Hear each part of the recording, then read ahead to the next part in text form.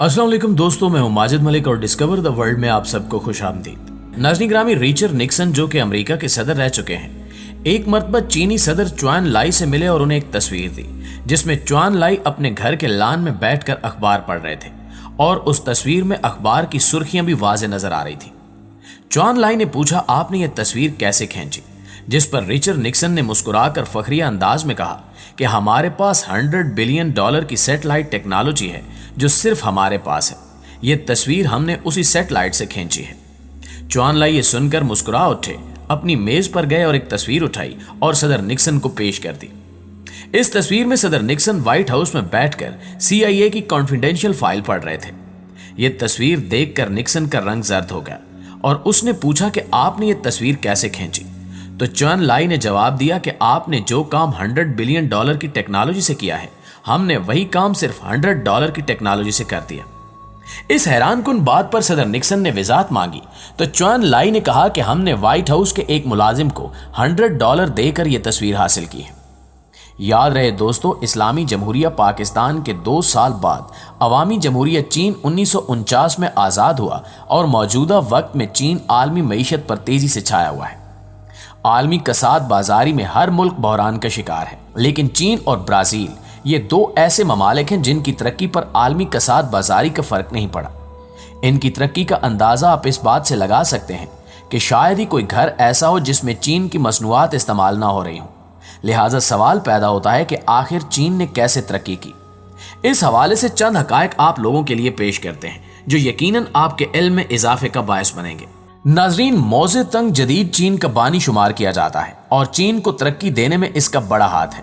चीन के लोग अफ्यून और हीरोइन के नशे में मुब्तला थे, लेकिन मौजे ने अपनी कौम से यह लत छुड़वाकर इसे दुनिया की एक मेहनती कौम बना दिया। मौजे तंग ने तारीख के सबसे बड़े लॉन्ग मार्च के दौरान अपनी कौम को हिदायत की थी कि वो लॉन्ग मार्च के दौरान चने और गर्म पानी साथ रखें। चने थोड़े से खाने से आपकी भूख खत्म हो जाएगी और गर्म पानी आपको पेट की बीमारियों से बचाएगा।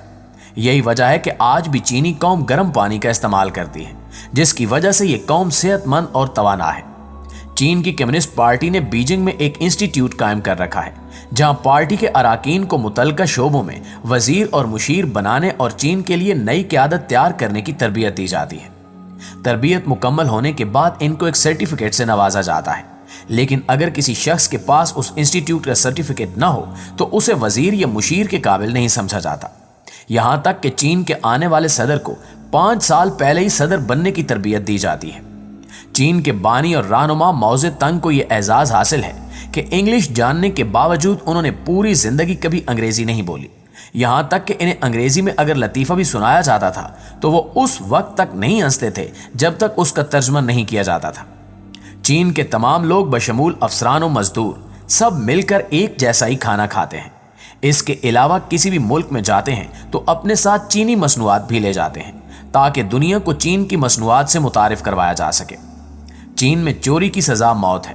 चोर को सर पर गोली मारी जाती है और गोली का मुआवजा उसके वरसा से वसूल किया जाता है। जब तक वरसा मुआवजा न दें, लाश नहीं ले जा सकते। चीनी लोगों का कौल है कि अगर आप 1 साल की मंसूबाबंदी करना चाहते हैं तो मकई लगाएं, अगर आप 10 साल की मंसूबाबंदी करना चाहते हैं तो दरख्त लगाएं, और अगर आप सदियों की मंसूबाबंदी करना चाहते हैं तो लोगों की तरबियत करें और तालीम दें। अयूब खान के दौर में वाह के ऑर्डिनेंस कॉम्प्लेक्स की तामीर की गई तो चीन के एक वफद ने दौरा किया। उन्होंने दौरे के दौरान एक इमारत को टपकते पाया तो मेजबान ने मुआज़त खाना रवैया इख्तियार करते हुए कहा कि इमारत अभी नई बनी है, इसलिए टपक रही है। तो चीन के एक रुकन ने हंसते हुए कहा कि शुरू में हमारी इमारतें भी ऐसे ही टपकती थी, लेकिन हमने एक ठेकेदार को गोली मारी, उसके बाद छत नई हो या पुरानी कभी नहीं टपकी। चीन के 97% नौजवान चीन में ही तालीम हासिल करना चाहते हैं। इनके ख्याल में चीन का तालीमी निज़ाम और तालीमी अखराजात दुनिया में सबसे कम है। चीन में इस वक्त 50,000 मल्टीनेशनल कंपनियां काम कर रही हैं, जबकि सिर्फ 35,000 शंघाई में हैं। इसके अलावा चीनी कौम में एक खूबी ये भी पाई जाती है कि इन्हें सिर्फ और सिर्फ अपने काम से गर्ज होती है। कोई आए या जाए इन्हें से कोई परवाह नहीं होती, वो अपने काम में मगन रहते हैं। ये लोग मुकर्रर वक्त पर ड्यूटी के लिए आ जाते हैं। 1 मिनट की ताखीर भी इनके यहाँ नामुमकिनात ही समझ लें। मसलन फैक्ट्रियों में ड्यूटी सुबह 7:30 बजे शुरू होती है।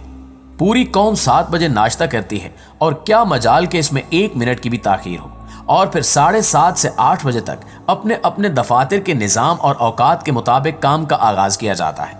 मुझे मुतअद्दिद फैक्ट्रियों में जाने का इत्तेफाक हुआ। अमूमन प्रोडक्शन लाइन चल रही होती है और हर वर्कर के जिम्मे एक मखसूस नौयत का काम है। इसने पूरी जिम्मेदारी से एक मुअय्यन वक्फे के अंदर अपने हिस्से का काम मुकम्मल करके अगले साथी के हवाले करना होता है। ठीक 12 बजे पूरी कौम दोपहर के खाने के लिए उठ जाती है, जबकि बाज़ फैक्ट्रियों में वर्कर्स की ज्यादती की वजह से 11:30 बजे भी लंच का वक्त शुरू हो जाता है। अक्सर फैक्ट्रियों में खाना मुफ्त मिलता है। इन्होंने खाने की फराहमी के लिए मुख्तलिफ रेस्टोरेंट्स को ठेका दे रखा है। कमोबेश सारी कौम की एक ही खुराक है और वो उबले हुए चावल। सुबह, दोपहर और शाम उबले हुए चावल ही इनकी खुराक होती है। इसके साथ गोश्त या सब्जी का एहतमाम भी होता है और ये खुराक तकरीबन 70 से 80 सेंट में मालिकान को मिल जाती है। इसके बाद शाम 5 बजे इनका डिनर शुरू हो जाता है। गर्मी हो या सर्दी, बहार हो या खिजां, इनके यही औकात है। इस सब को देखते हुए तारीख नवीसों ने इस कौम की तरक्की का राज इनकी अनथक मेहनत और अपने काम के साथ मुखलिस होना पाया है। हुकूमत की तरफ से इस मामले में हमारे मुल्कों के मुकाबले में खासी सहूलतें हैं। वो टैक्स जरूर लेते हैं मगर इतना जालिमाना निजाम नहीं। कम अज कम बिजली बंद नहीं होती। हर चंद के बाज मकामात पर इसकी शिकायत हैं मगर अमूमन बिजली की लोड शेडिंग का वजूद नहीं है। हुकूमत के पास और बतौर खास मकामी हुकूमतों के पास बेपनाह पैसा है। पूरे मुल्क में अब सड़कों का जाल बिछ चुका है और हर तरफ हाईवेज हैं जिन पर ट्रैफिक हर वक्त रवां दवां रहती है। इसके साथ साथ जगह जगह टोल टैक्स के लिए बैरियर बने हुए हैं जो एक अंदाजे के मुताबिक खासी रकम वसूल करते हैं। यकीनन इतना बड़ा मुल्क जिसकी आबादी 1 अरब से जायद हो, इनके लिए बुनियादी सहूलतें मुहैया करना कोई मामूली बात नहीं है। नाज़रीन ग्रामी, चाइना ने मुआशी सूरत हाल को भांपते हुए सबसे पहले ज़राअत के शोबे को चुना।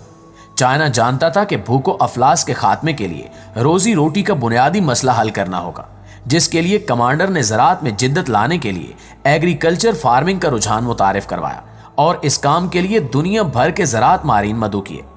यूं ही शोबे ज़राअत में फार्मिंग के अमल से कुछ ही वक्त में ना सिर्फ मुल्क में दरपेश खुराक की कमी पूरी हो गई बल्कि ज़राअत मुल्की ज़र मुबादला का बेहतरीन जरिया भी बन गए।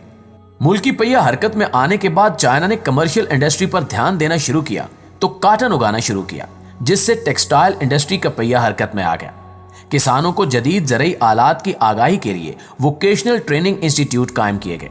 लोगों को रोजगार देने के लिए दही इलाकों में मिनी प्रोडक्शन यूनिट्स कायम किए गए, जहां ज़रई आलात, बच्चों के खिलौने और स्मार्ट फर्नीचर के काम का आगाज किया गया। चाइना में इस तरीक़ेकार से GDP 13% से बढ़कर 30% तक पहुंच गई और मुल्क तरक्की पजीर ममालिक की सफ में खड़ा होने लगा।